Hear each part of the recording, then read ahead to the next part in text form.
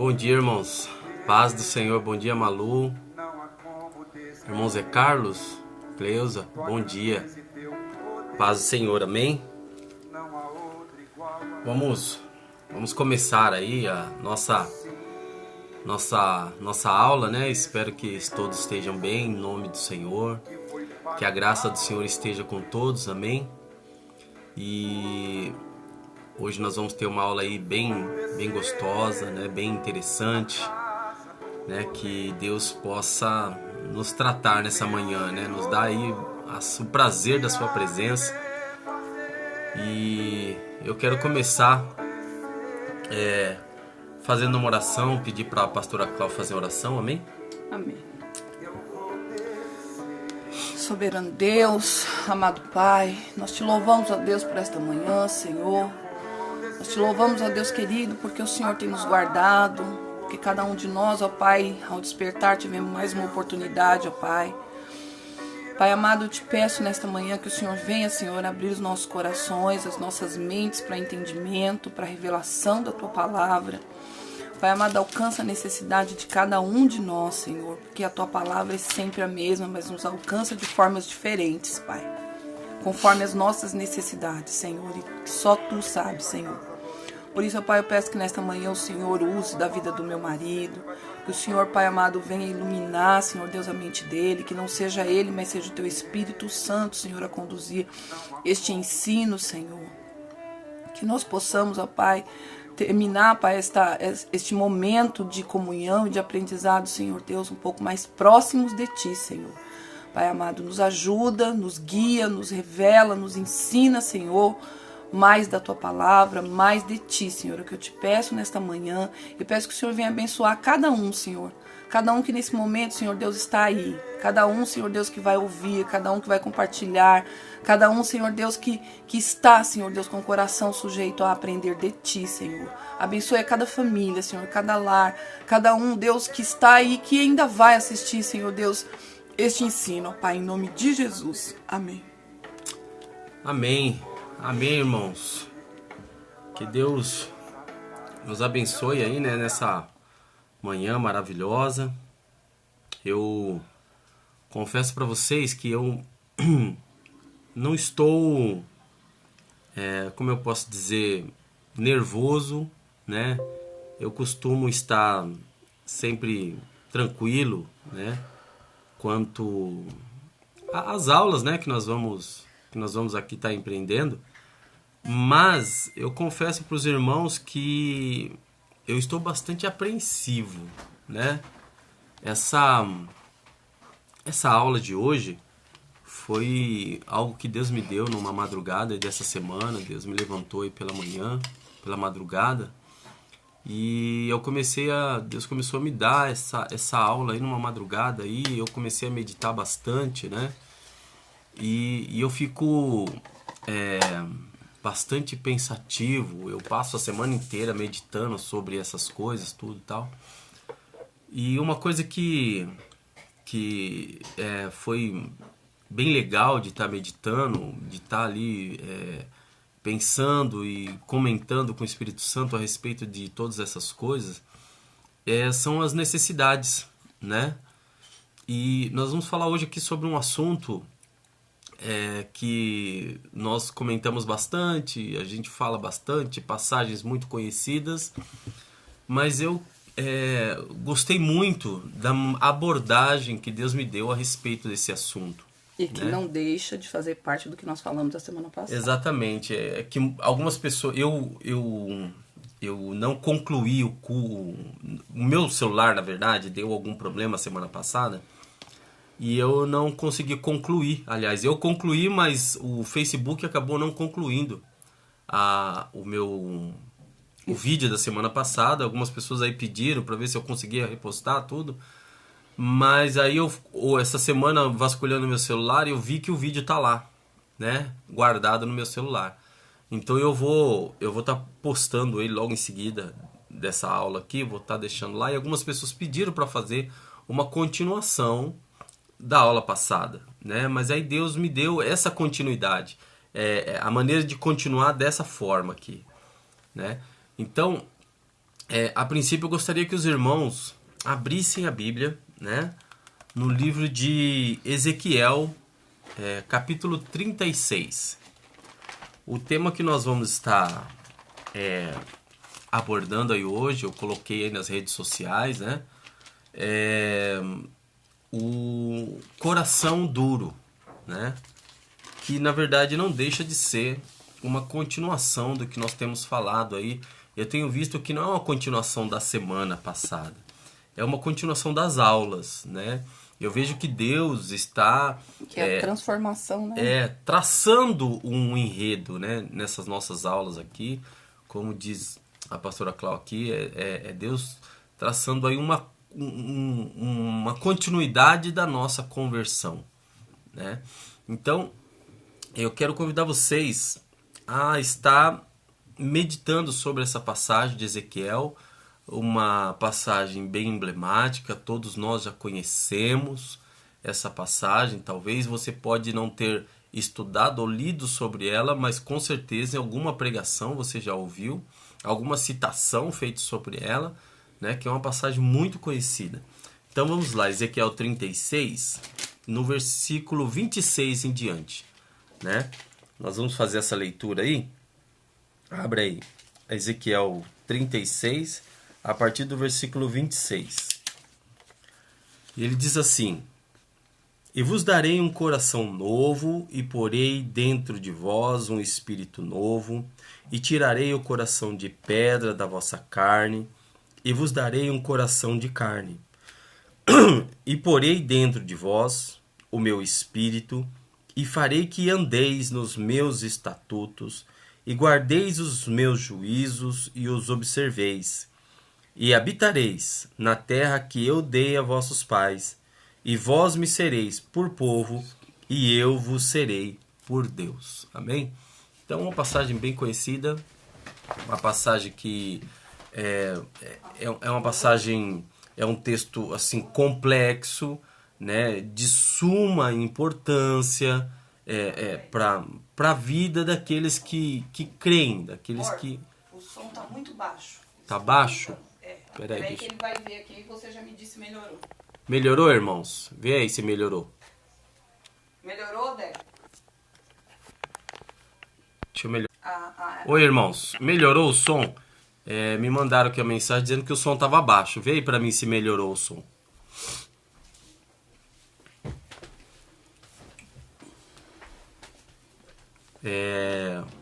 Agora eu realmente estava meio baixo aqui. Aí agora é que às vezes o próprio telefone de vocês podem estar com o som baixo. Não, né? mas não, eu acho que não. A Lu falou que melhorou, a Meg também falou que melhorou. Amém. Então vamos dar. Retorna. Vamos fazer uma leitura novamente, né? E a gente vamos recomeçar. Amém? Ezequiel 36, versículo 26 ao 28. Vamos ler novamente. Diz assim: E vos darei um coração novo, e porei dentro de vós um espírito novo, e tirarei o coração de pedra da vossa carne, e vos darei um coração de carne. E porei dentro de vós o meu espírito, e farei que andeis nos meus estatutos, e guardeis os meus juízos, e os observeis. E habitareis na terra que eu dei a vossos pais, e vós me sereis por povo, e eu vos serei por Deus. Amém? Então, como nós já falamos aqui, é uma passagem bem emblemática, uma passagem complexa, realmente, dentro do contexto, irmãos. Essa é uma passagem muito complexa, né? Ela abrange muitas coisas aqui. Mas eu gostaria de convidar os irmãos a fazer uma meditação, né, dentro desse enredo que Deus me deu, sobre esse texto, mas assim de forma a compreendê-la com olhos espirituais de verdade, como toda a Bíblia exige, né? A própria palavra diz que nós só conseguimos discernir as coisas espirituais olhando espiritualmente. Amém? Então, como eu gosto muito, uma passagem que para mim é muito emblemática, é o Salmo 1. O Salmo 1 eu acho que ele está colocado no momento certo da Bíblia. Ele está ali num livro centralizado e ele é o primeiro livro deste livro centralizado na Bíblia. E o que ele traz de tema para nós, ele é muito, muito lindo, ele é muito perspicaz. Porque o Salmo 1 ele diz assim: como é feliz aquele que não segue o conselho dos ímpios, não imita a conduta dos pecadores, nem se assenta na roda dos zombadores. Ao contrário, sua satisfação está na lei do Senhor, e nessa lei medita de dia e de noite. Como árvore plantada à beira de águas correntes, dá fruto no tempo certo, e suas folhas não murcham. Tudo o que ele faz prospera. Não é o caso dos ímpios, aqueles que não seguem o conselho de Deus, né? São como palha que o vento leva para onde ele for, né? Por isso os ímpios não resistirão no julgamento, nem os pecadores na comunidade dos justos. Aí ele termina dizendo: pois o Senhor aprova o caminho dos justos, mas o caminho dos ímpios leva à destruição. É interessante, queridos, este salmo, porque ele é conclusivo. Ele não dá para nós assim brecha para que você pense no se, no talvez. Não, ele é conclusivo, né?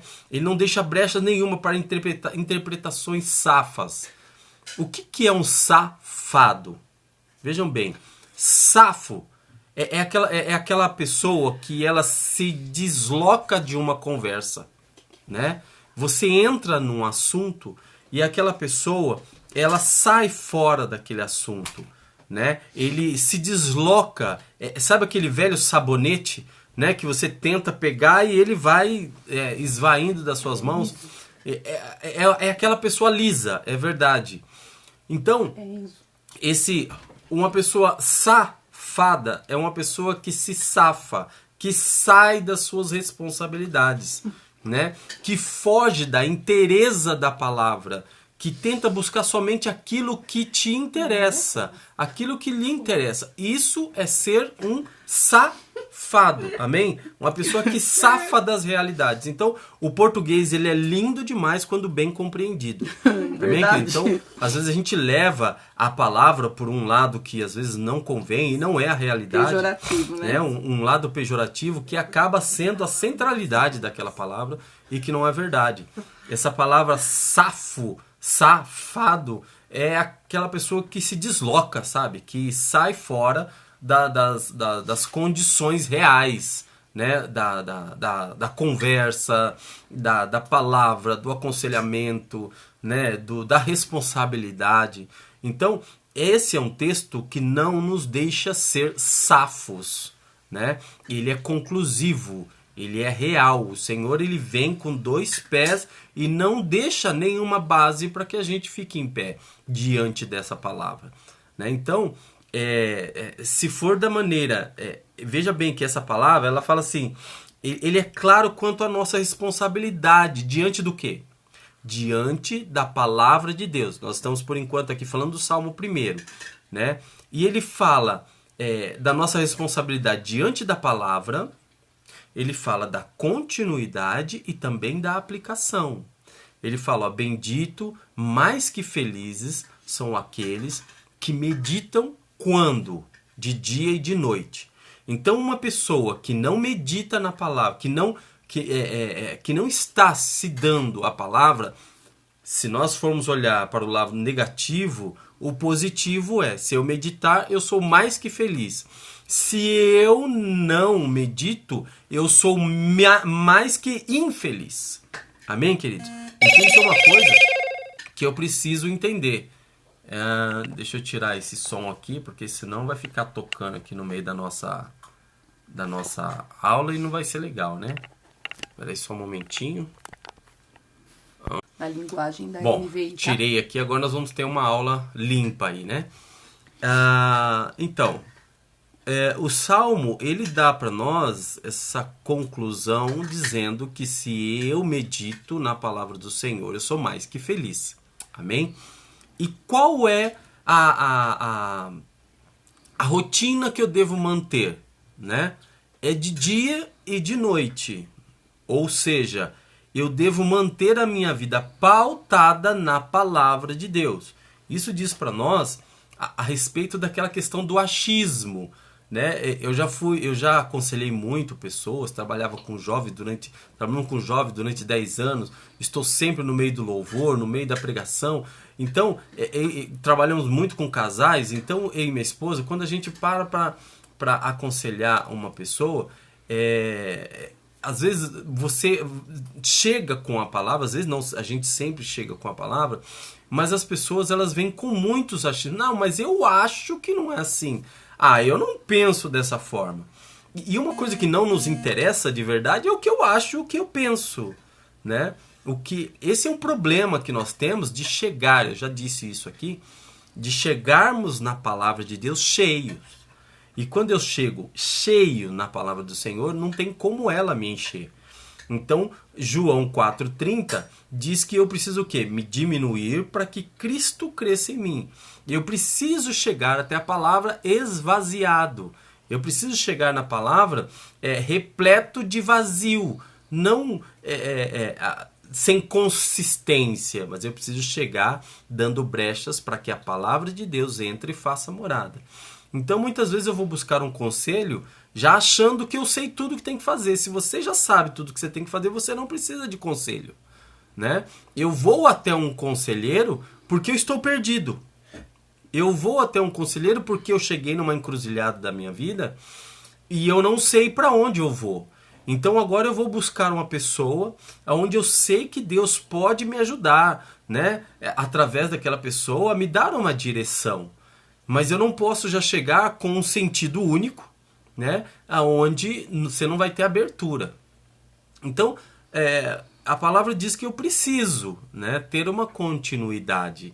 E aí ela fala que essa continuidade, quando eu sou contínuo, quando eu tenho uma norma dentro da palavra do Senhor, quando ela me normatiza, o que acontece?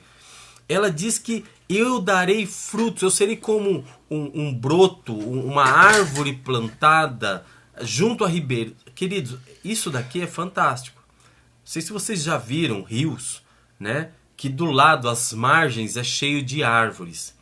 E as árvores à beira do rio geralmente são mais frondosas do que aquelas que estão mais longínquas, mais distantes da margem. E ele diz que essas árvores são aquelas que dão os frutos no momento certo, na hora certa, conforme a natureza manda. Então é assim que ele diz que nós seremos, a partir do momento que nós somos como ribeiros plantados. Árvores plantadas à beira do ribeiro, à beira de um rio, né? Se nós estivermos plantados à margem da Bíblia. Amém? Então essa é a alusão que o Senhor faz ali. E que nós daremos frutos conforme deve ser. Lembra lá no Gênesis que o Senhor fala assim, olha, que as árvores deem fruto conforme a sua semente, né? Então a semente, né, que essa palavra semente vem de sêmen, né? Nós estamos, o Senhor enxertou dentro de nós a sua semente, e se nós estivermos plantados junto à palavra dele, nós daremos o quê? O fruto da semente, do sêmen que está em nós, que é Cristo Jesus, que é o Espírito Santo de Deus, que é a palavra de Deus. Nós daremos a semente conforme o sêmen que está em nós. Amém? Então, esse salmo primeiro, ele é fantástico. Então eu convido vocês a meditar sobre Ezequiel 36, embasados nesse salmo primeiro, né? Que nós sejamos como árvores plantadas, né, junto ao ribeiro, e que essa palavra promova, né, o fruto em nossos corações, e que a gente possa entender aí a vontade do Senhor. Bom, nós precisamos, né, nos atentar para algo, queridos, que tem enredado a vida cristã sem que nós percebamos.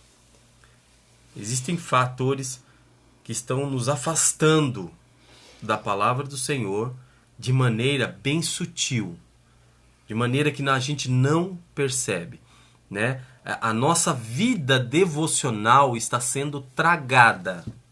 Ela está sendo tragada, a nossa vida devocional.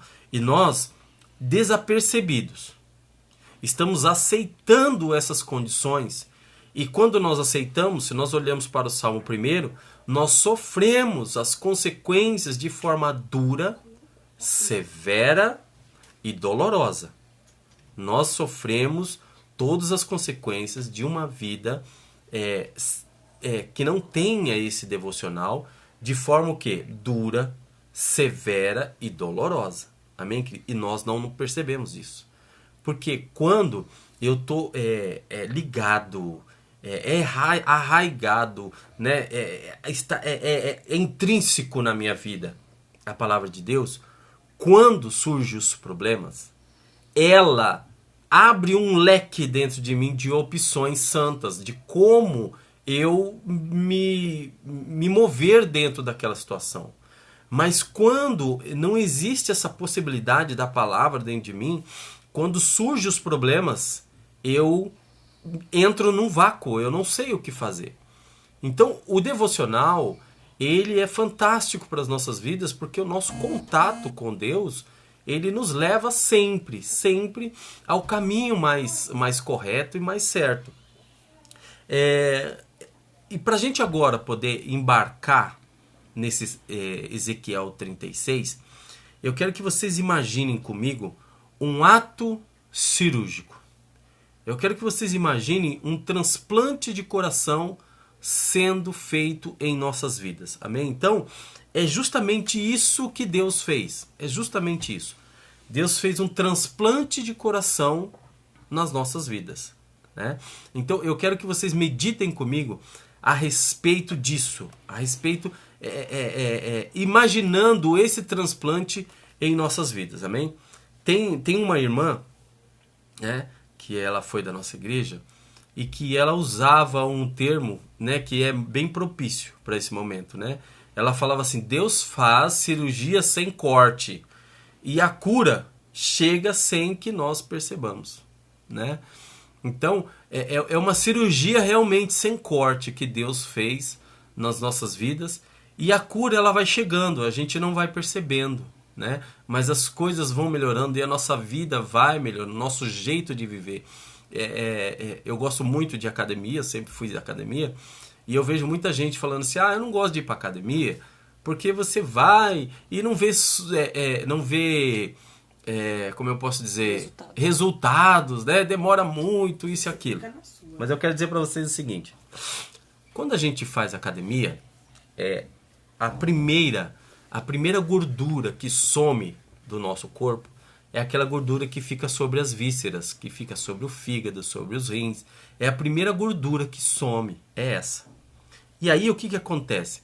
Você não vê aquela mudança exterior, né? As medidas diminuindo, mas você começa a sentir uma condição física melhor. Sabe aquela questão de você começar a respirar melhor, ter mais ânimo na hora que acorda, sabe? O dia você passa melhor, por quê? Porque essa gordura sobre as vísceras, ela vai destruindo a sua vida e você não percebe. Então, quando a gente começa a ter uma vida assim de leitura, de busca, sabe? Ela começa a acabar com essa gordura que está sobre as nossas vísceras, sabe? Aquelas coisas que vão nos destruindo pouco a pouco, até chegar na mudança corporal. Então essa é a mesma coisa da palavra, uma cirurgia, é um tratar que Deus vai fazendo de dentro para fora, vai melhorando a nossa condição de vida, e a gente vai sentindo isso. Às vezes a gente quer aquela coisa louca, que às vezes você vê uma pessoa pregando que, sabe, lembra todos os versículos e você fala assim: poxa vida, parece que eu nunca vou chegar nisso. Mas isso é um trabalhar na vida de todo mundo. Queridos, eu fico impressionado com Silas Malafaia. Uma vez eu vi ele fazendo uma pregação sobre Mateus 6, né, 25, e ele fez uma citação de todos os versículos, do 25 até o 34, sem ler a Bíblia.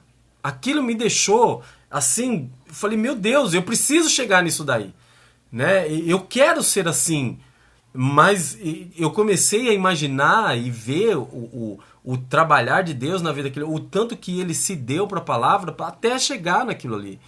Então, aquilo me deu vontade de ser, mas eu estou entendendo o trabalho e o trabalho que Deus tem para que uma pessoa, para que você, trabalho que você mesmo empreende na sua vida para você chegar naquilo ali. Né? Que precisa. Então, qualquer pessoa pode ter uma vida dessa com Deus, mas existe a questão de você também fazer os seus exercícios.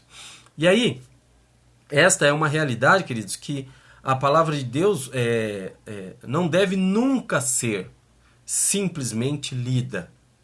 Ela deve ser meditada, ela deve ser saboreada, ela deve ser degustada e, por que não dizer, né, ruminada.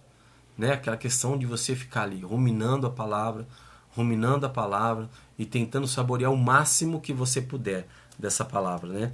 Muitas interpretações errôneas, queridos, nascem dessa falta de meditação, da pressa por resposta, da insatisfação por leitura bíblica dinâmica e continuada. Muitas interpretações errôneas, muitas heresias nascem disso, queridos. Da gente pegar um versículo, é isso daí, pronto, acabou. Não faço ideia do que é o contexto anterior, o contexto posterior, não faço ideia nenhuma do contexto presente, não analiso aquilo dentro da ideia da Bíblia, que a ideia da Bíblia é Jesus Cristo. Então todas as palavras, elas têm que convergirem a Jesus Cristo. Se não estiver condizente com a vida, com a vontade, com o desejo de Cristo, é porque eu estou entendendo errado. Né? Perdão, irmãos. Então, esse tipo de coisa, a gente precisa começar a compreender dentro de nós que nós podemos sim produzir heresias porque não meditamos direito na palavra do Senhor. Eu não sei qual de vocês, queridos, que já passaram por cirurgia, né? E também quem já passou por cirurgia de grande porte. Eu posso dizer para vocês que eu já estou quase fazendo cirurgia, porque eu na minha vida já fiz 7 cirurgias. Eu já passei por 7 cirurgias, né? E algumas bem complexas, né? Mas eu tive uma, porque eu fiz transplante de córnea, são bem complexas essas cirurgias. Mas eu fiz uma que para mim foi muito dolorosa, que foi uma cirurgia que eu fiz na coluna. Né? Uma cirurgia que me fez sofrer, fez a minha família sofrer. Foi uma cirurgia muito bem feita, o médico foi fantástico, foi realmente uma obra de Deus essa cirurgia, porque eu não fiquei com sequelas nenhuma, levo uma vida normal, né? Coisa que é muito difícil, uma pessoa que faz a cirurgia que eu fiz, levar uma vida normal. Eu sinto no meu corpo que foi uma graça de Deus, né? Mas o meu pós-cirúrgico foi muito complicado, foi muito difícil para mim, para minha família, foi muito sofrido, né? E o transplante de coração, ele é algo realmente muito complexo. É uma das cirurgias mais complexas que existem.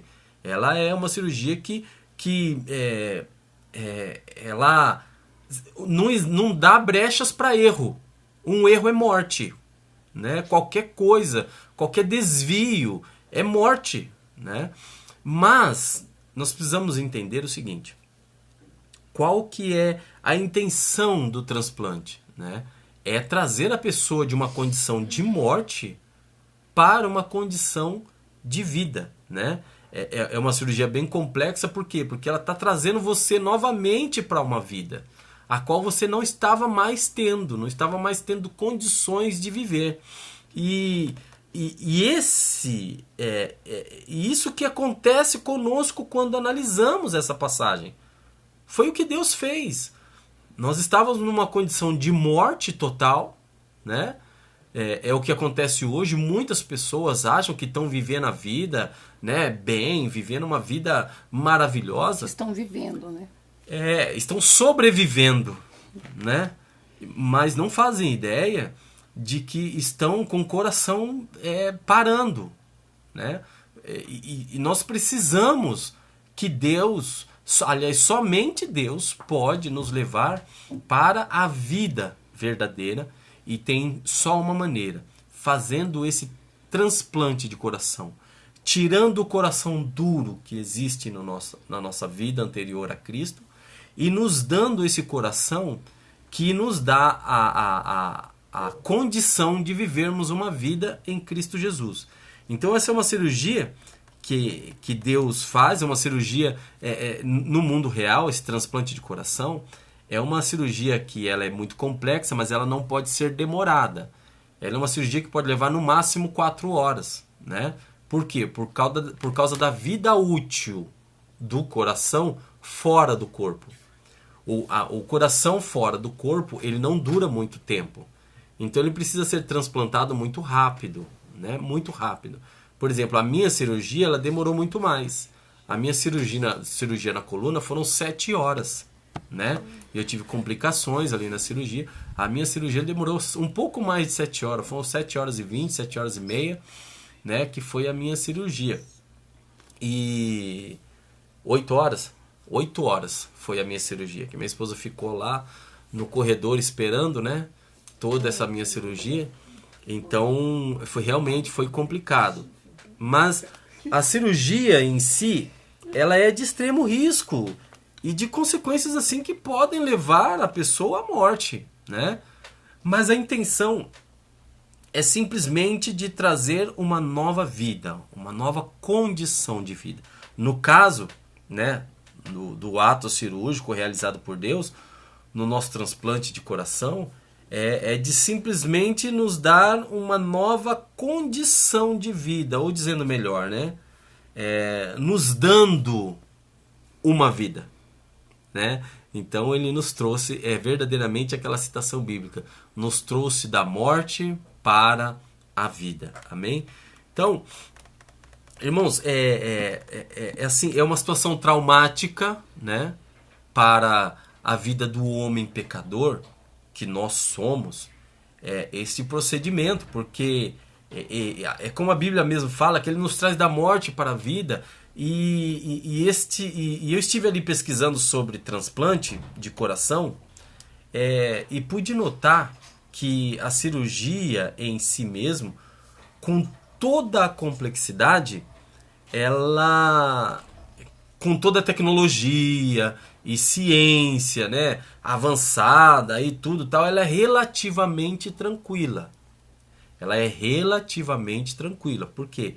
Porque por causa da ciência avançada, né, tudo, da tecnologia, ela é uma cirurgia relativamente tranquila. Já não é mais uma descoberta, é uma rotina no meio médico. Exatamente, ela deixou de ser uma descoberta, agora é algo que eles só estão procurando melhorar a cada vez mais, né? Mas o complicado mesmo é a vida pós-cirúrgica, amém?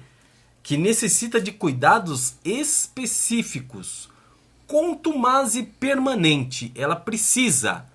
A vida do transplantado, ela precisa de cuidados específicos.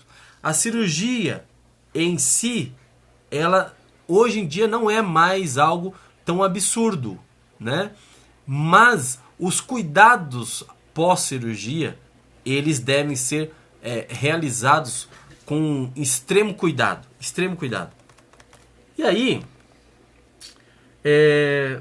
na verdade, queridos, a vida do transplantado, ela deve ser de extrema satisfação pós-cirúrgica. Esse é aquilo que se espera da vida de um transplantado, é que ele comece a ter uma vida de extrema satisfação. Uma segunda chance. Uma segunda chance. E esta experiência é expectativa quanto aos resultados da cirurgia. Mas uma coisa que não podemos deixar de notar é que quando se faz um transplante, o que muda o que muda, a condição que muda da vida natural da pessoa não são os fatores da vida. Amém? Por exemplo, você vai continuar tendo problemas, a pessoa continua tendo alegrias, a pessoa continua tendo tristezas, a pessoa continua tendo trabalho, estudo, família, complicações na vida, falta de dinheiro, tudo isso continua. Mas a condição da pessoa de passar por tudo isso agora melhorou. Amém, queridos? Melhorou. Por quê? Porque com aquele coração que a pessoa tinha, né, ela não suportava a pressão. Com este novo coração agora, ela está apta a suportar pressões. Amém? Então os fatores da vida continuam. O que muda é a maneira, a minha condição de suportar esses fatores. E é isso que Deus trouxe para nós.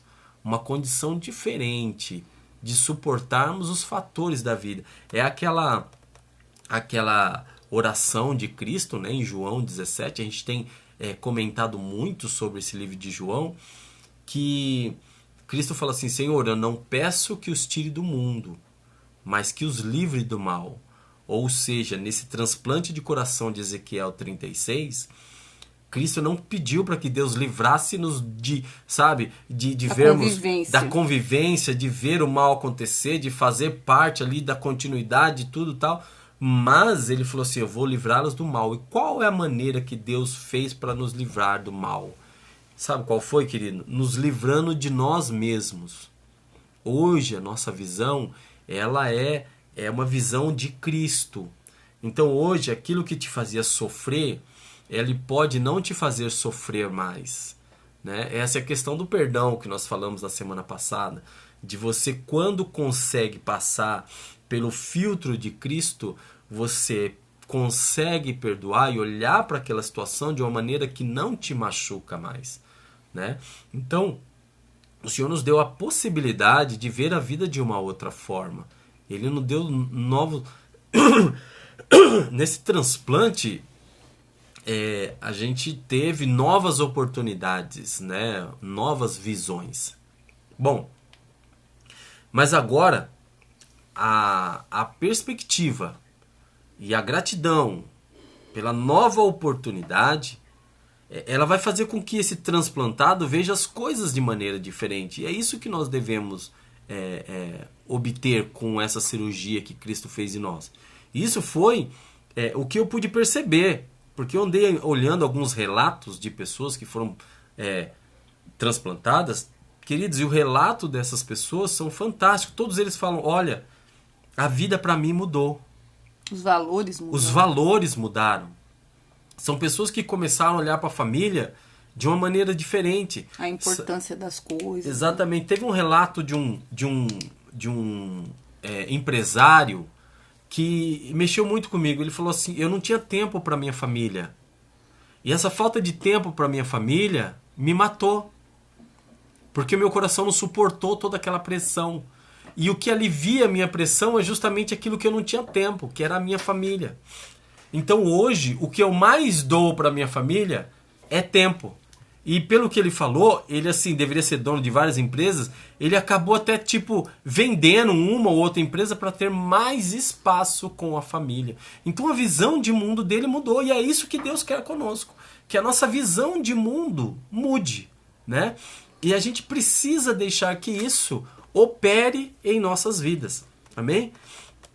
Uma das coisas que evidenciou muito na minha meditação foi a questão do uso de remédios imunossupressores, ou seja, são remédios que trabalham a rejeição. Quem faz transplante, como eu fiz transplante de córnea, você tem que tomar remédios que invalidem a questão da rejeição. O que é a rejeição? Quando você coloca a parte de um corpo de uma outra pessoa no seu corpo, pode haver um momento em que o nosso corpo olhe para aquele organismo e fala assim: você não faz parte desse corpo. E ele quer repelir. E aí ele quer repelir. Expulsar. Ele quer expulsar. E aí o corpo começa a trabalhar contra aquele órgão. Então, por exemplo, quando a pessoa faz o transplante de coração, se ela não tomar esses remédios imunossupressores, o que acontece? Uma hora o corpo pode rejeitar, ele pode falar assim, esse coração não nos pertence. Então o corpo quer mandar embora. E aí esses remédios, eles têm que ser tomados na medida, nas proporções de tempo certo. Nós temos que estar de olho no receituário que o médico nos dá para que você tome certinho.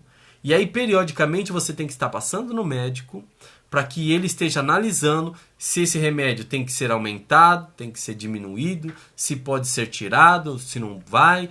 Então, existe a necessidade desse remédio. E se não me engano, quem faz transplante de coração, esse remédio ele toma para sempre. Alguns transplantes a pessoa vai ter que tomar para sempre, porque ela sempre vai estar correndo o risco da rejeição. E isso, queridos, é o que acontece na nossa vida. Amém? Nós temos, olha lá, Salmo 1. Nós temos que ter a nossa dose diária, a nossa dose permanente de palavra do Senhor, porque é ela que mantém, amém?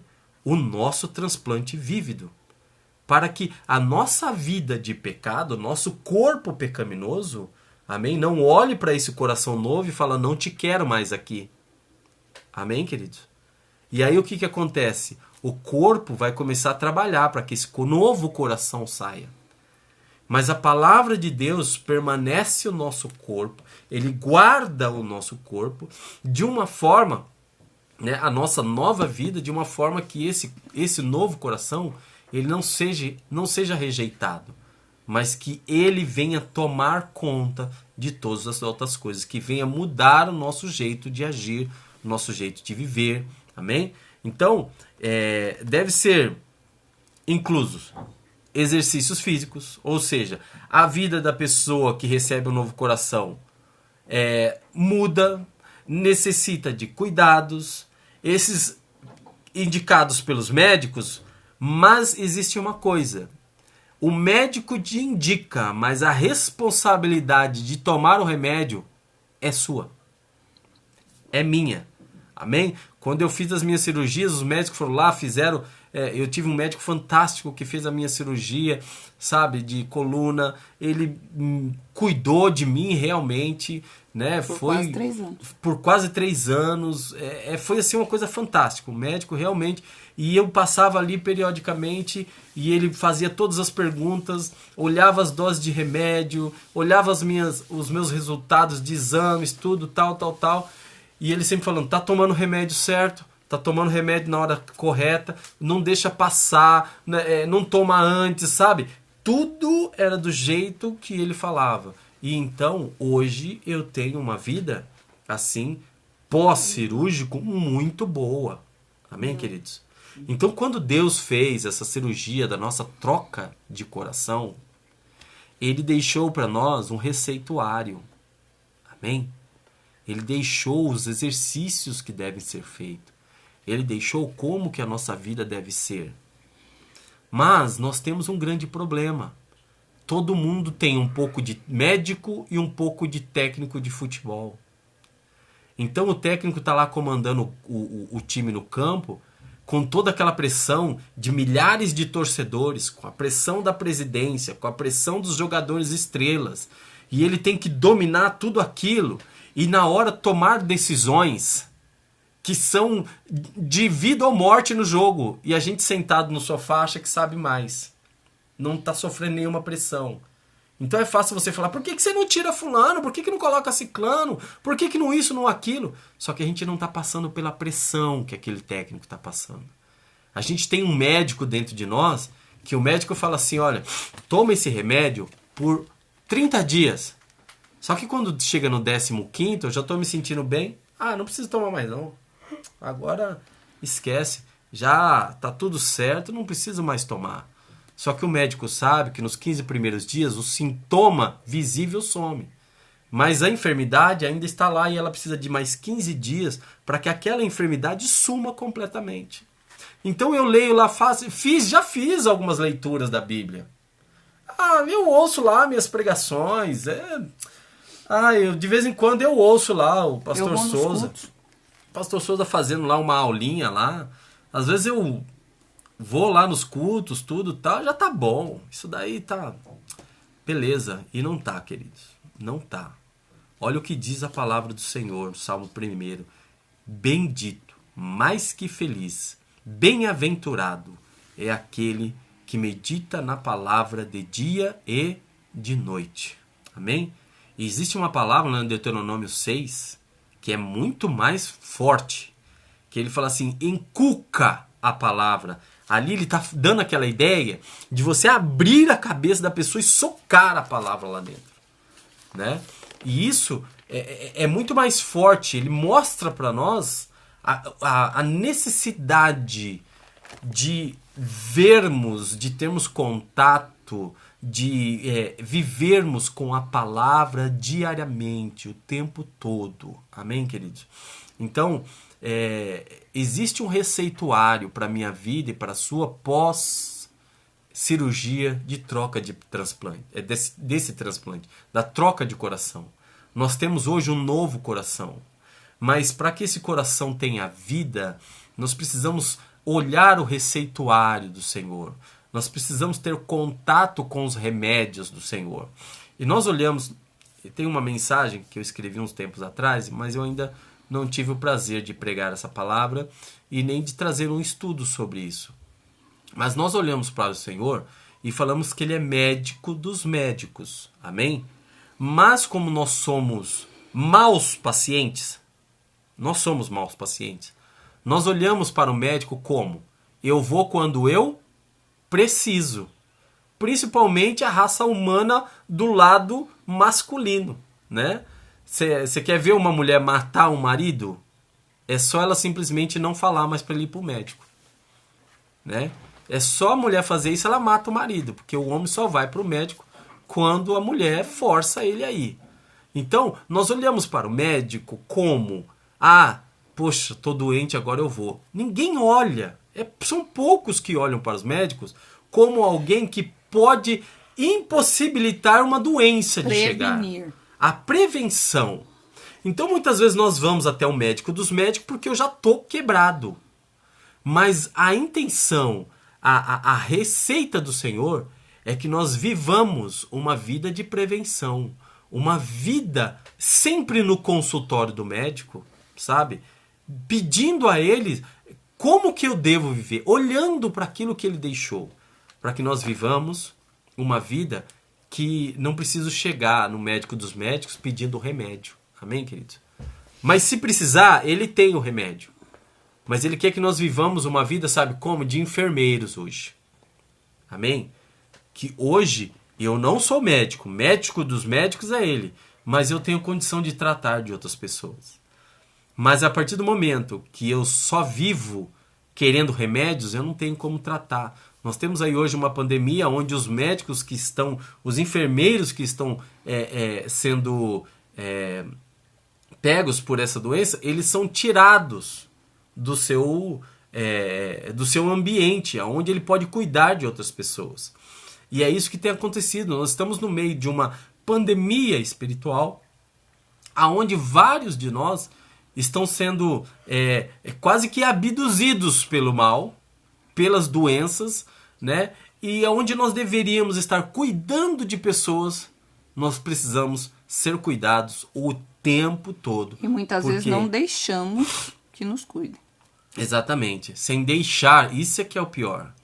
É quando nós precisamos ser cuidados e nós não deixamos. Exatamente, não deixamos as pessoas nos cuidar, né? Não deixamos Deus nos cuidar, não deixamos o processo, né, de que justamente o que o Salmo 1 está falando, né?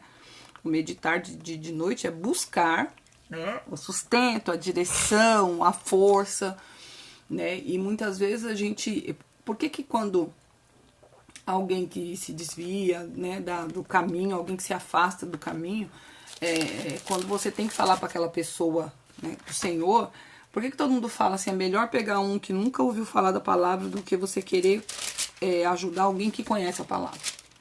Porque quem conhece a palavra vai saber tudo que você tem para falar. Então, realmente, o convencimento... Oi? O convencimento, a ajuda, ela vai vir de Deus mesmo, porque aquela pessoa, ela tá meio que cauterizada, porque ela já sabe tudo que ela vai ouvir.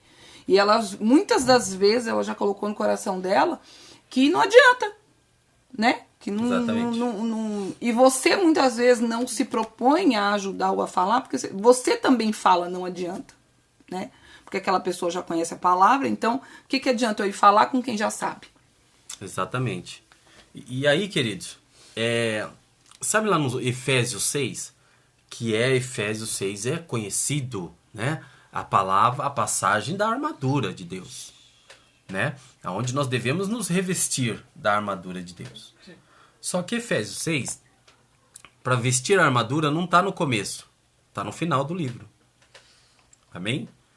Então, olha como é necessário a gente meditar na palavra. Efésios 6 é o último. Amém? Então, são os 3 primeiros capítulos de Paulo falando sobre doutrinas. Lembra que nós falamos sobre isso? Que Paulo sempre vem com as medidas. E depois como devemos adotar as medidas. Ele vem com o ensinamento nos 3 primeiros, depois ele vem com a prática. Então ele vem lá com os ensinamentos, com as doutrinas. A partir do versículo 3, no meio do versículo 3, ele começa a dizer, olha, o marido tem que ser assim, a esposa deve agir assim, o filho deve agir assim, o casal deve agir assim. E aí, quando você tem as doutrinas e você aprendeu a andar conforme Cristo mandou, aí ele fala assim, olha só, português, lá no versículo 10 de Efésios 6, ele fala, portanto, pois, ou seja, uma ligação de tudo que ele falou com o que ele vai falar agora.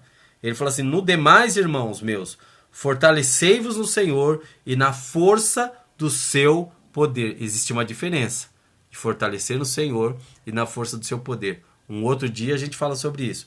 Revesti-vos de toda a armadura de Deus para que possais estar firmes contra as astutas ciladas do diabo. Porque não temos que lutar contra carne e sangue, mas sim contra os principados, contra as potestades, contra os príncipes das trevas deste século, contra as hostes espirituais da maldade nos lugares celestiais. Portanto, mais uma vez, tomai toda a armadura de Deus, para que, olha só, para que possais resistir no dia mau, e havendo feito tudo, ficar firmes. Quando? Parece, queridos, que a ideia da armadura não é para que as coisas de fora entrem em mim. Porque eu já estou cheio. Lembra? Começou ele dizendo as doutrinas, ensinando como aplicá-las, e agora eu visto a armadura. A ideia é que para que a armadura não permita que o que está dentro saia. Se perca, né? Se perca aquilo que você já tem. Por conta dos ataques externos. E aí ele diz que isso é uma preparação anterior. Eu me preparo no dia bom, visto a armadura, né? Porque como é que eu vou mandar uma pessoa machucada para a guerra? Não tem como. Amém? Uma pessoa faltando perna, faltando braço, não tem como eu mandar. Então eu preciso estar bem treinado, eu preciso saber manusear bem as minhas armas, né? E aí quando eu estou pronto, eu visto a armadura e vou para a guerra. Ou seja, a armadura é para aprender tudo aquilo que eu já tenho. Tudo aquilo que eu já fui, que eu já aprendi. Amém? Então, vejam, queridos, que eu preciso compreender as coisas do Senhor. E com isso tudo, primeiro, o que eu aprendo com esse transplante? Né? A gente deve entender que uma cirurgia como esta, é que o transplantado não tem participação no procedimento, ou seja, somos passíveis quanto ao procedimento. Eu não faço parte. Quem faz tudo é o Senhor. Que participação a pessoa que está sendo transplantada tem na cirurgia? Ela fica totalmente passiva, né? Ela não tem nenhuma participação. A sua nova vida, ela não foi colocada na sua vida ou na minha vida porque eu fui bom, porque eu sou mais querido que os outros, porque eu sou melhor que os outros. Nada disso. Isso tem a ver com o amor de Deus. isso tem a ver com a graça, com a vontade. Aquela palavra, eu quero deixar muito bem guardado para vocês aí, o tal beneplácito, é o bom prazer, a boa vontade de Deus. Foi por isso. Então, esse transplante, a nossa nova vida não nos faz melhor que ninguém. Amém? Ele quer nos fazer melhor, mas não em relação ao outro, em relação a mim mesmo. O Senhor quer me fazer melhor do que eu fui ontem. E não melhor do que o que está do meu lado. Essa é uma diferença. O Senhor não está me levando a um patamar de estar acima dos outros. Ele está me levando a um patamar de olhar para o outro como melhor do que eu. Amém? Foi isso que trouxe, foi isso que levou Cristo, amém, a deixar tudo que ele tinha para nos salvar. Porque ele olhou e viu que nós estávamos totalmente desgraçados e necessitados. Porque nós pecamos. Romanos 3:23. E tudo que nós tínhamos para ganhar era a morte. Então o Senhor falou assim, só tem uma maneira. Eu vou descer. E quando ele desceu a forma humana. E ele se humilhou. E se humilhou até a morte de cruz. Foi aí que nós tivemos essa graça de hoje estarmos salvos. Então hoje ele quer fazer com que nós nos vejamos da mesma forma. E que nós olhemos para o próximo dessa forma. Eu posso ajudar, mas eu não tenho como ajudar olhando ele de cima. Eu tenho que descer. Amém, queridos? Então esse é o primeiro ponto. Eu não tenho nenhuma participação quanto à minha mudança de vida, que eu digo assim, eu passei da morte para a vida. Quem faz isso é Deus. Amém? Aquela questão de que muitas vezes fala assim, ou aquele que não é convertido, ou aquele que está desviado, sempre fala a mesma coisa, eu preciso mudar para ir até Deus. Esquece, está no caminho totalmente contrário, a gente não consegue se mudar, eu só mudo na presença do Senhor. Amém? Só Ele que pode me mudar. Segundo ponto, nós precisamos entender que temos, sim, uma responsabilidade quanto à continuidade. Junto ao quê? As boas condutas, sempre estando atento ao receituário deixado pelo médico. Essa é a minha responsabilidade. Qual a responsabilidade que eu e você temos no Evangelho? De viver conforme o novo coração. Amém? Porque Cristo não pode viver a minha vida por mim. Eu tenho que viver a minha vida pela vida de Cristo. É diferente. Cristo não vive a minha vida. Olha, quando Paulo fala Cristo vive em mim, não quer dizer que Cristo tomou conta do meu ser, agora minha mente apagou, né? E agora é Cristo que faz todas as coisas. Não. Ele está dizendo o seguinte, Cristo vive em mim é porque eu abandonei as minhas práticas e então eu adotei a prática de Cristo na minha vida como a melhor forma de se viver. É totalmente diferente. Então, conscientemente, Romanos 12:2, conscientemente, eu entrego a minha vida ao Senhor como sacrifício vivo ou agradável e transformo a minha mente pelo novo evangelho, pela nova estrutura de pensamento que está em Cristo. Então eu vivo. Então por isso que eu preciso estar sempre de olho no receituário. Eu preciso estar sempre de olho nas condutas, como eu vou conduzir a minha vida a partir desse transplante. Ponto 3. Precisamos saber qual o resultado esperado por quem realizou o procedimento. Qual o resultado esperado por quem realizou o procedimento? Que nós vivamos bem. Que a gente leve uma vida conforme agora essa nova condição que eu tenho.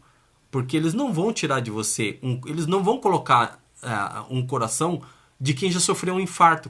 É feito toda uma pesquisa na vida daquela pessoa que faz o transplante. Eles não colocam um coração com chagas, eles não colocam um coração que já sofreu infarto, eles colocam um coração que é bom. E esse coração bom é para que você tenha uma condição de vida melhor, não para que você tenha uma condição de vida pior. Então é isso que o Cristo espera, que nós tenhamos uma condição de vida muito melhor. Amém? Você pode ainda passar por problemas? desemprego, falta de dinheiro, contas para pagar, às vezes um filho que faz algumas malcriações, você tem problema no casamento, tem problema no trabalho, tudo isso pode acontecer. Mas a sua condição de passar por todas essas coisas pode melhorar com esse novo coração. É isso que Cristo espera sobre as nossas vidas. Ele nos deu a condição de viver melhor. Quarto, por que nosso coração foi trocado? Por que o nosso coração foi trocado, queridos? Essa é a quarta coisa, né, que a gente tem que olhar aí. A resposta mais plausível que podemos encontrar é João 3,16. Por que nosso coração foi trocado? Porque Deus amou o mundo de tal forma que Ele deu o seu único Filho para que todo aquele que tem uma vida ruim, que tem uma vida insípida, de pecado, de morte, não pereça, mas tenha uma vida. E qual tipo de vida? João 10,10 ele diz: eu vim para que tenha vida e uma vida com abundância. Quando nós falamos de vida com abundância, quando nós falamos de bênçãos, a primeira coisa que vem na nossa mente é bênçãos materiais. É não ter mais problema. É ter uma vida com saúde. Agora eu não vou ter mais doença. Não, queridos. Deixa eu falar uma coisa para vocês. O Senhor até ressuscitou Lázaro, mas ele morreu de novo. Amém? Ele morreu de novo, queridos. Eu e você vamos morrer. Eu e vocês vão ter problema. Nós vamos ter, não adianta. O que é que assim, nós precisamos compreender que naquela época, coração não era central dos sentimentos. Amém? Eles entendiam, tanto os judeus entendiam o coração como o quê? Como centro não dos sentimentos, era das emoções. Não era centro das emoções. Ah, tô triste, tô alegre. Ah, eu amo, ah, eu não amo. Ah, eu... Não. Era o centro dos entendimentos, daquilo que eu sinto, da minha maneira de agir. Coração era isso. Hoje, ocidentalmente, né, no pensamento ocidental, nós pensamos no coração como centro das nossas emoções. Mas quando a palavra foi nos dada, quando a palavra foi ditada, quando a palavra foi inspirada, as pessoas entendiam, Cristo, Deus os levou a entender, coração como centro dos sentimentos. Amém? Então hoje, diante das situações, eu posso ter novos sentidos. Eu posso entender de formas diferentes. Amém, queridos? Então, coração para Deus, da forma que a Bíblia nos explica, é isso, é o centro dos nossos entendimentos. Eles entendiam o coração, não que eles pensavam que o coração estava na cabeça. Amém, queridos? Mas eles entendiam o coração como ele mandava nisso daqui, olha. Ele comandava os nossos sentimentos, aquilo que eu pensava, como eu reagia. E é isso que Cristo fez. Ele mudou o centro do nosso desempenho de medidas de sentimento. Hoje eu posso olhar para as coisas e pensá-las diferentemente. E aí, em João 3,16, ele fala assim, olha, porque Deus amou o mundo de tal forma que hoje vocês podem ter uma nova vida. Aí, lá em 1 João 3 também, 16, é a continuidade disso daí. 1 João 3,16. Abra lá comigo em 1 João 3,16. Em João 3,16 ele fala, porque Deus amou o mundo de tal forma que deu seu Filho unigênito, para que todo aquele que nele crê não pereça, mas tenha uma vida eterna. Aí em 1 João 3,16, ele vai dizer o seguinte, olha só, conhecemos o amor nisto, que ele deu a sua vida por nós. Amém? Lá João 3,16, nós conhecemos que ele deu a vida por nós. Só que ele continua dizendo assim, e nós devemos agora dar a nossa vida pelos nossos irmãos. É isso que Ele espera. Amém, queridos? Que nós sejamos agora enfermeiros dos nossos irmãos.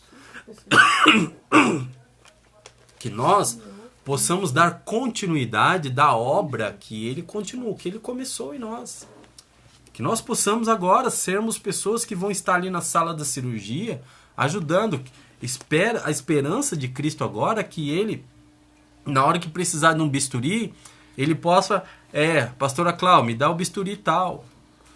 Fulano de tal, me passa tal ferramenta. Que nós estejamos agora na sala de cirurgia como pessoas que ajudem. Como pessoas que participam do transplante de outras pessoas. Amém? Mas eu preciso, queridos, presta atenção.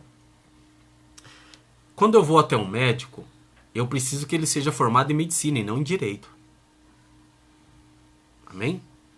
Quando eu vou até um doutor, um advogado, eu preciso que ele conheça muito bem sobre leis.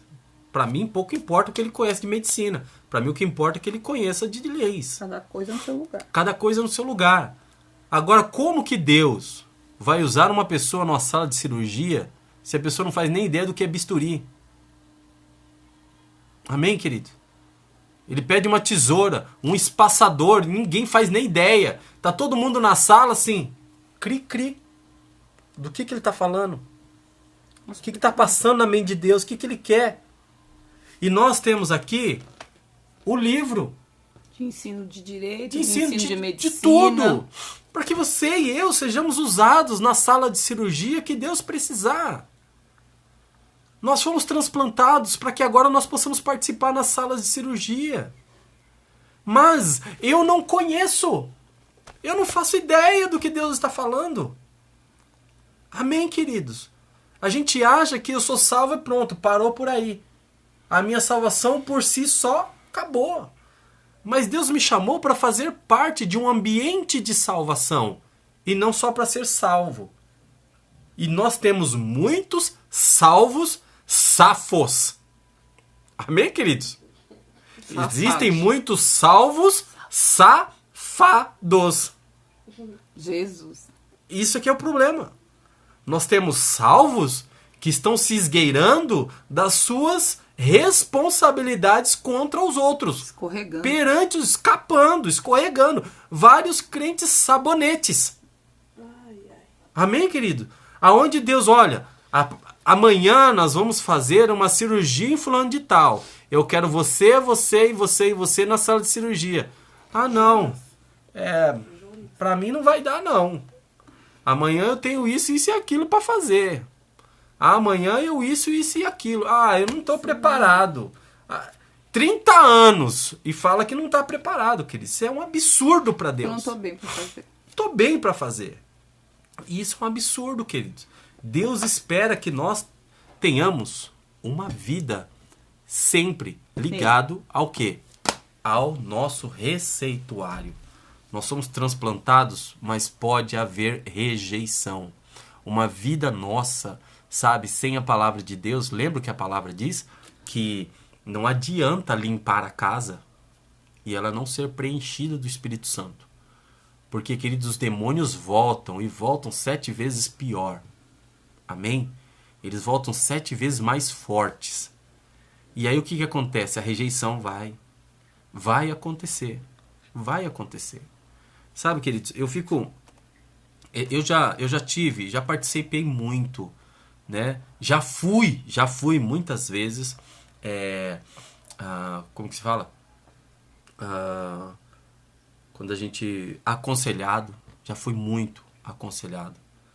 Mas já participei muito já aconselhei muitas pessoas. E tanto pela minha experiência de aconselhado como de conselheiro, eu já pude perceber algumas coisas. Eu não posso... Eu já vi muito, sabe? A questão da pessoa olhar para você como conselheiro, né? E o primeiro ponto da rejeição é: quem ele pensa que é para me aconselhar? Quem ele pensa que é para estar dizendo isso para mim? Né? Teve um tempo que Deus estava me dando pregações sempre direcionada para uma coisa. Eu trabalhava com jovens, então Deus Eu até achei estranho, falei, poxa, por que sempre acaba caindo nisso? Aí um belo dia uma pessoa falou, né, não vou mais. É porque o Souza sempre fala da mesma coisa, o Souza sempre fala da mesma coisa, sempre fala da mesma coisa. E aí eu fiquei sabendo, a pessoa estava fazendo aquilo. Entenderam, queridos? Então Deus sempre batendo na mesma tecla, querendo que aquela pessoa parasse de fazer o que ela estava fazendo. E a pessoa, o que ela fez? Não vou. Sempre falando da mesma coisa, e sempre Deus falando da mesma coisa, porque Deus queria que ela mudasse e ela não mudava. Entendeu? Então eu não estava entendendo o porquê, né? Aquela pessoa sabia o porquê, mas o coração duro não deixou, né, com que a pessoa olhasse para o que Deus realmente estava querendo fazer. Então muitas vezes a pessoa... primeira coisa, quem é ele, quem é ela para me aconselhar, para dizer isso para mim? Né? Então quando a gente busca um conselheiro espiritual, um conselheiro na questão nossa, né? Um pastor... Isso é importante porque a gente busca uma pessoa que tenha conhecimento da palavra. Mas é muito importante você entender que você não está buscando um perfeito. Exatamente. Você não está buscando uma pessoa perfeita, santa, que não erra, que não tem falha, né? É a vida dela com Deus e não a vida dela como um ser humano pecador, né? Porque todos nós somos pecadores, todos nós temos defeitos, falhas, características ruins, né? Nas quais a gente tenta introduzir os ensinamentos de Deus para que essas características não se sobreponham àquilo que Deus quer de mim, mas eu continuo sendo uma pessoa humana, normal, né? Então, quando você busca alguém para se aconselhar, ou quando as pessoas que te rodeiam, que influenciam na sua vida, se essas pessoas não estiverem agregando, é entender o Salmo 1. Aí vem a pergunta, né? Que eu acho que também é importante comentar. E se essas pessoas forem da minha família? Né? Que é uma coisa que eu acho que é bem questionada, né? A mudança, o transplante, ele nos dá essa... Você entende que a pessoa passa a ter uma nova visão de conceitos, né? E nem sempre a nossa família está dentro do conceito de Deus. Nem sempre aqueles que são nossos próximos de sangue estão dentro do conceito de Deus, né? Aí eu perguntar, mas então eu não posso aceitar o que a minha família... Se estiver fora do conceito de Deus, não. Então é algo a se pensar. Essa roda de escarnecedores pode ser a minha família. Exatamente. Quer dizer que eu vou abrir mão da minha família? Não. Quer dizer que eu vou abrir mão do que a minha família vive para viver o que Deus quer que eu viva. Isso não quer dizer rejeitar a minha família, isso não quer dizer desprezar a minha família, mas isso quer dizer me fortalecer, guardar o que Deus tem colocado dentro de mim, não deixando que as pessoas que eu amo, porque eu amo, são a minha família, né? Tirar o que Deus já me deu. Não importa... de onde vem... Porque assim, queridos, dentro disso que a pastora está falando... Porque às vezes, antes de você concluir, que eu acho que já é interessante porque você vai falar disso, a gente sempre ouve os ensinamentos e é algo que a gente tem que tornar um hábito. Ouvir os ensinamentos de maneira aleatória. Sempre que você ouvir um estudo, traz ele para a sua vida, para as coisas que você está passando, com quem você está passando, o que você está vivendo, né? De que maneira. Mas traga para a sua vida, porque aí o que você aprende passa a ser algo prático. Porque não adianta eu assistir uma aula, é igual eu estou na faculdade. Se eu quero me formar em alguma coisa, me tornar um profissional, aquilo que eu estou aprendendo na teoria, eu tenho que aprender mais ainda na prática. Então eu vou procurar formas, né? E o próprio currículo, o próprio curso te dá isso, porque você tem que fazer um estágio, você tem que, né? A gente vê psicólogos, por exemplo, né? A pessoa está estudando, passa por várias etapas até que ela tem que ir estagiar em clínicas. Né? Então você tem que trazer o que nós estamos ouvindo sobre coração duro aqui hoje, ele tem que ser trazido para mim, para minha vida, para o meu coração, para o meu dia a dia. Eu não posso ouvir um ensino desse e pensar no outro. Eu tenho que ouvir um ensino, qualquer tipo de ensino da palavra de Deus, e pensar em mim primeiro, né? Então é muito importante que isso fique guardado em nós. Quando nós nos colocamos, nós nos dispomos a aprender. Que o Senhor, primeiro, Ele quer me alcançar para que, através do meu alcance, outras pessoas sejam alcançadas. Mas isso tem que virar uma prática em mim. Então, não adianta eu pensar, Senhor, que nem Às vezes você recebe uma palavra dessa, ou você ouve uma pregação, né? E aí o Senhor tá lá falando que quer trocar o coração de pedra pelo coração de carne, e você já começa lá a orar. Pelo fulano, pelo ciclano, já pensa em quem tem um coração duro, mas você nunca para pensar que Deus quer começar por você. E às vezes você acha que você não tem o coração duro porque você é uma pessoa maleável, porque você é uma pessoa... Mas a dureza de coração está em não aceitar as transformações que Deus quer em nós. Não é de você ser ruim, não é de você ser uma pessoa grossa, não é de você ser uma pessoa estúpida, não é de você ser uma pessoa que não quer que ninguém te ajude. É de você não aceitar a transformação de Deus no seu coração. Isso é dureza de coração. Por exemplo, aquele povo que andou no deserto, por que aquela geração que foi liberta não entrou na Terra Prometida? Isso é uma ideia, né, que eu vou entrar agora. Ai, desculpa, amor. Não, tá certo. Nós estamos aqui na mesma... Fiação? Porque assim, queridos, né, eu até vi aí uma coisa que minha filha estava assistindo aí, né, que o cara quando fala que tá na... Coloca o dedo assim, né? Aqueles irmãos. Tô ouvindo, tô na fiação aqui, ouvindo o que Deus tá falando. A maioria conhece, é o. Como é que chama, Thaís? Não, o outro. O outro. O Jacinto? O Jacinto Manto. Bom, queridos, a questão do coração duro. Veja bem, é diferente o coração duro do coração de pedra. O coração de pedra é aquele que Deus teve que trocar. Amém? Foi o momento da nossa salvação, né? Que Deus nos deu um coração de carne. Veja bem, ele está falando, ele tirou o coração de pedra e nos deu um coração de carne. Só que esse coração de carne, qual é o coração de carne que nós temos? É uma picanha ou um miolo de acém? Um miolo de acém ainda é mole, né? Ou é um acém, um colchão duro, né? Então é isso que nós precisamos ver hoje dentro do ambiente. E o que endurece um coração? A gente olha lá, Deus endureceu o coração de Faraó. Assim, a gente precisa entender, porque a gente pensa que o coração, que Deus ele fazia o seguinte, olha, o Moisés, você vai lá, você vai falar, eu vou fechar o coração eu vou fazer ele uma pessoa ruim, porque essa é a ideia que a gente pensa, eu vou fazer ele uma pessoa ruim e aí ele não vai aceitar. Não, queridos. O que Deus fez é o seguinte... Existem pessoas que, se você falar sobre perdão, a pessoa nunca mais vai te ouvir, porque ela não quer perdoar. Tem pessoas que, se você falar assim, olha, você tem que amar o seu próximo, ela nunca mais vai te ouvir, porque tem pessoas que ela não quer amar. Entendeu? Ela escolheu. Não vou amar esse. Se você falar sobre fornicação, vai Tem pessoas que você falar sobre fornicação, ela nunca mais vai te ouvir. Por quê? Porque ela tá cometendo e ela não quer parar, ela não vai parar. Não vou parar. Então ela não vai mais te ouvir. Então, quando Faraó, ele era Deus no Egito. Faraó era considerado Deus. E aí Deus manda um homem para falar para ele que existe um Deus maior que ele. E você acha que Faraó queria deixar de ser Deus? Você acha que Faraó queria mandar milhões de pessoas embora, que era tudo, como é que se fala? Servo dele? Porque tudo que ele ia construir, eles pegavam lá os israelitas, né? Os judeus falavam assim, o negócio é o seguinte, vocês vão construir para mim, vocês vão fazer isso. E aí Deus fala assim, você vai libertar esse povo. O quê? Eu? Libertar aquilo que é meu? Para adorar você, eles têm que adorar a mim. Então é isso que endurecia a palavra do Senhor vinda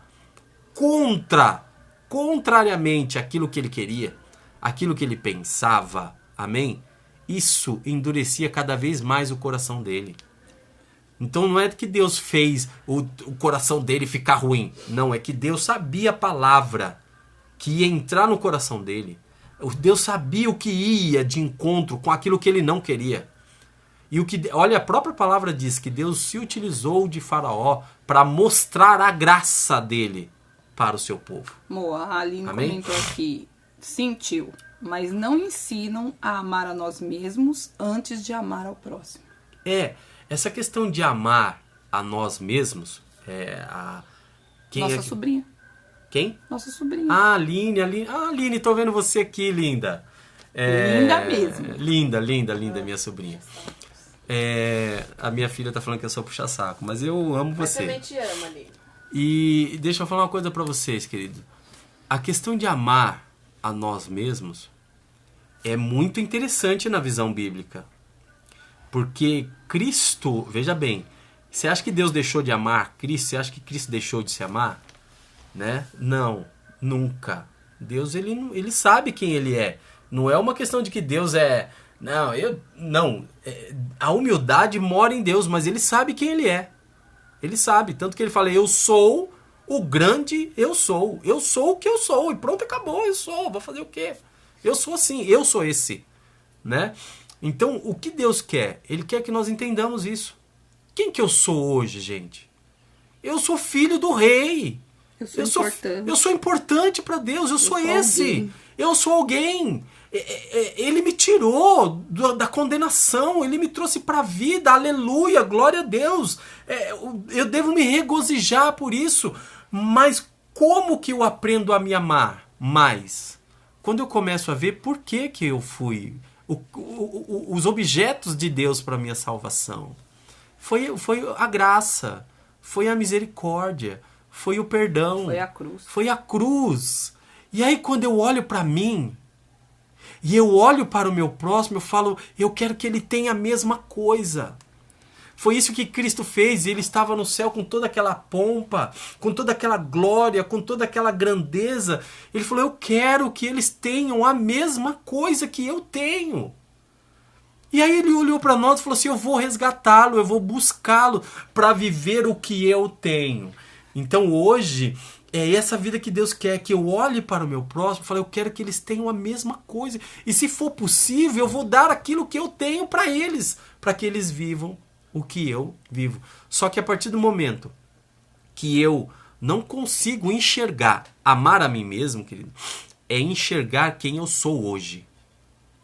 Muitas vezes eu não consigo enxergar quem eu sou hoje, e aí é impossível eu amar o próximo, porque eu não sei quem eu sou.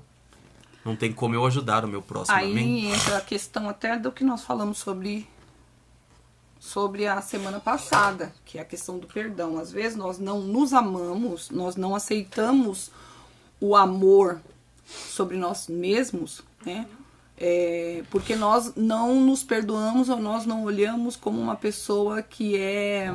Qual que é a palavra que se usa? Não é merecedora a palavra, mas que possa ter qualidade, ser uma pessoa por conta daquilo que nós já fizemos, das coisas que nós já pensamos, de atitude que nós já tomamos.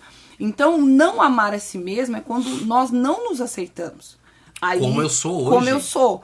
E aí, quando você não se aceita, você não aceita que Deus te ame como você é e que Ele pode mudar quem você é. Então, existe isso é uma vertente, porque existem outras formas de analisar isso. Por exemplo, hoje, queridos, eu não sou somente amado. Hoje eu sou o amor. Amém? Porque sabe uma coisa que a gente precisa entender? O meu coração, o coração de Cristo é como o fígado.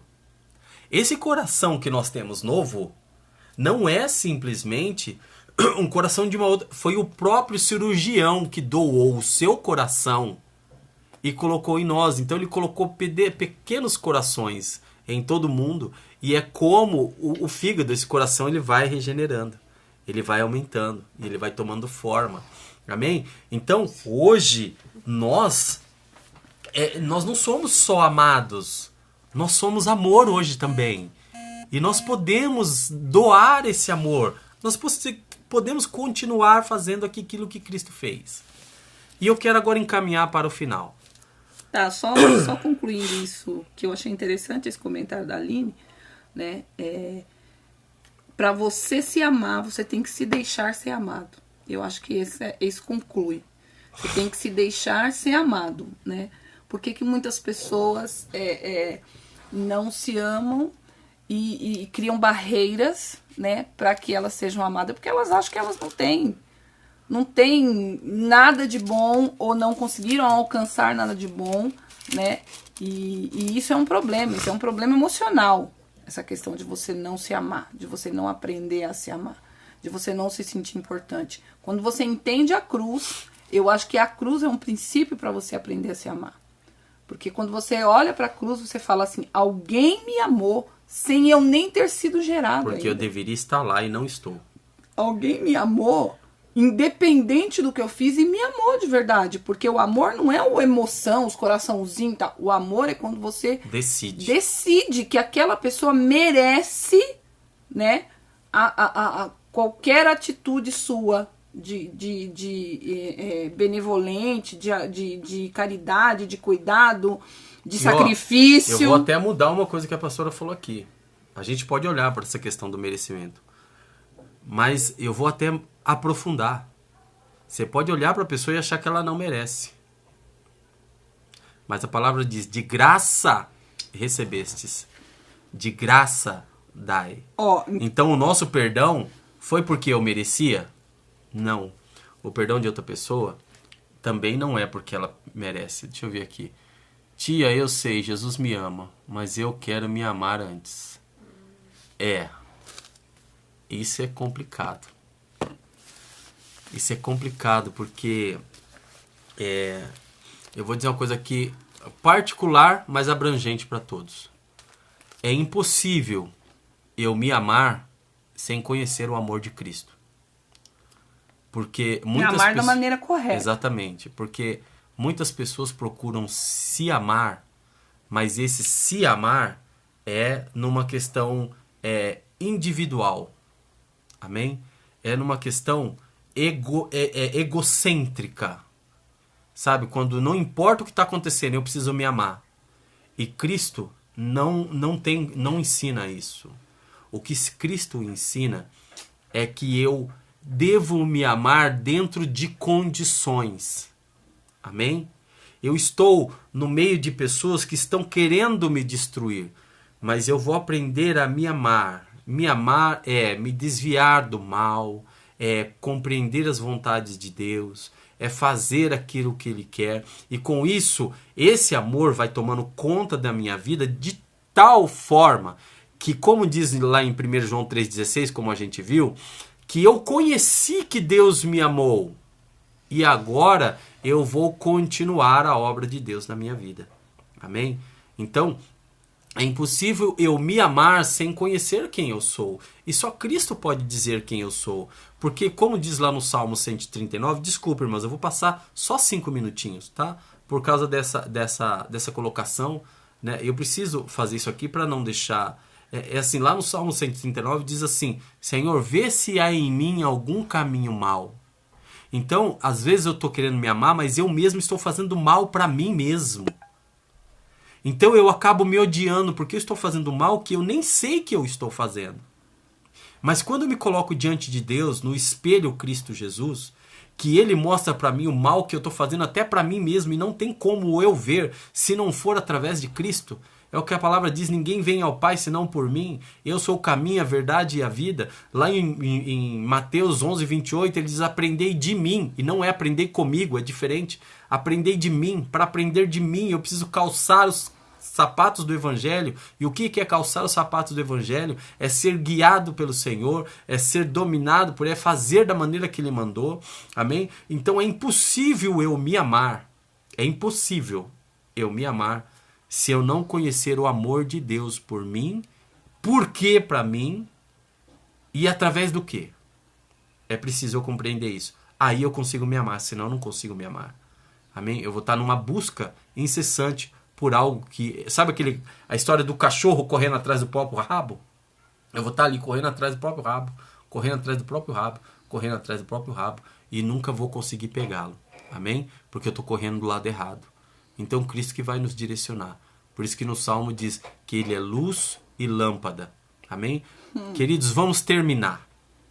Abra comigo no livro de Jeremias, capítulo 18.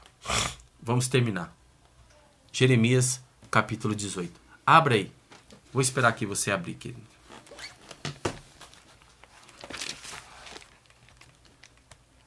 Para que nós possamos terminar.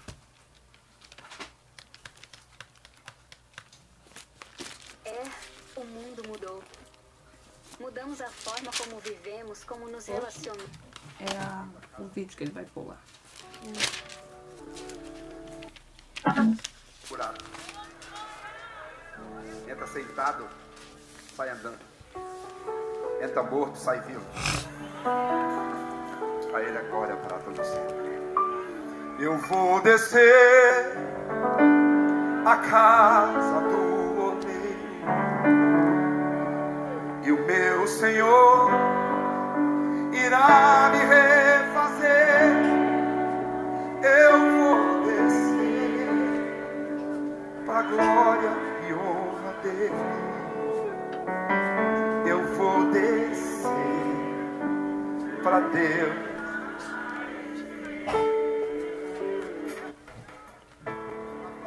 Amém. Vamos ler Jeremias 18. A palavra do Senhor que veio a Jeremias dizendo: levanta-te e desce à casa do oleiro, e lá te farei ouvir as minhas palavras.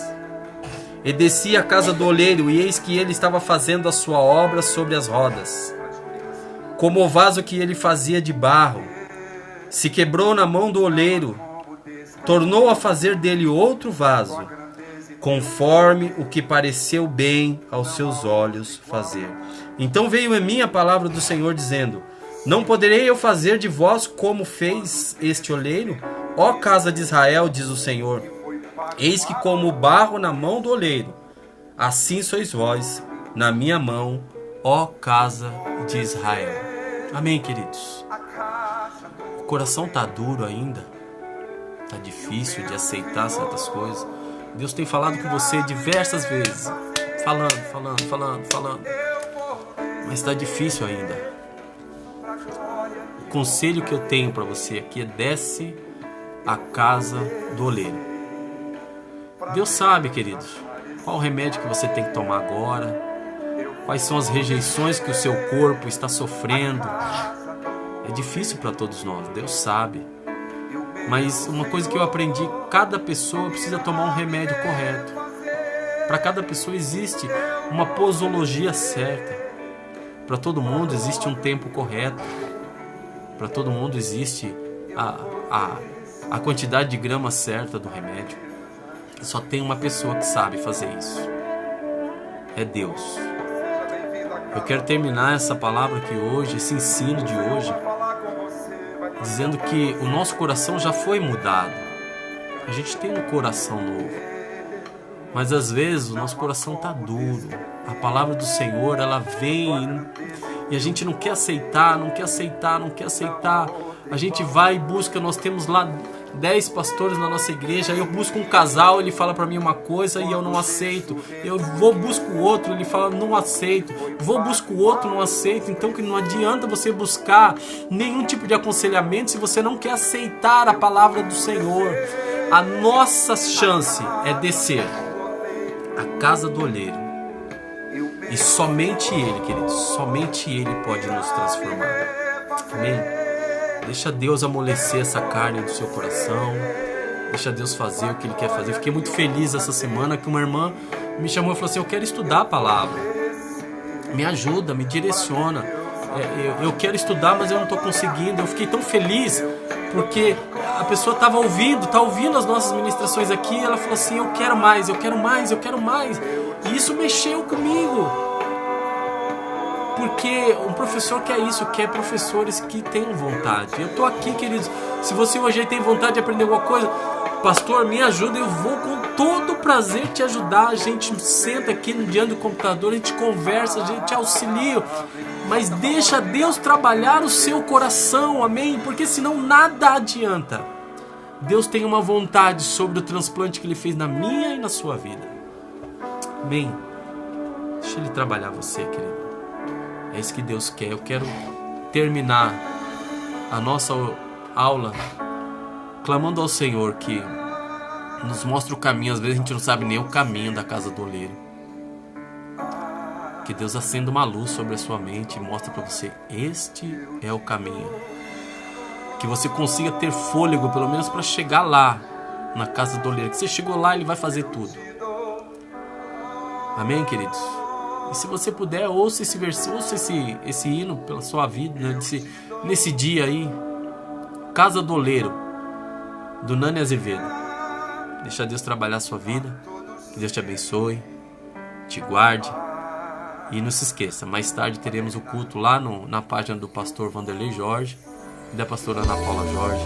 Fique com Deus. Até mais tarde. Em nome do Senhor.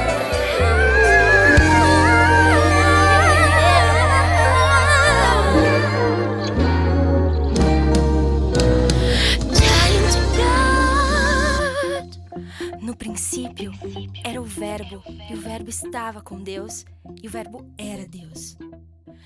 A imensidão da existência...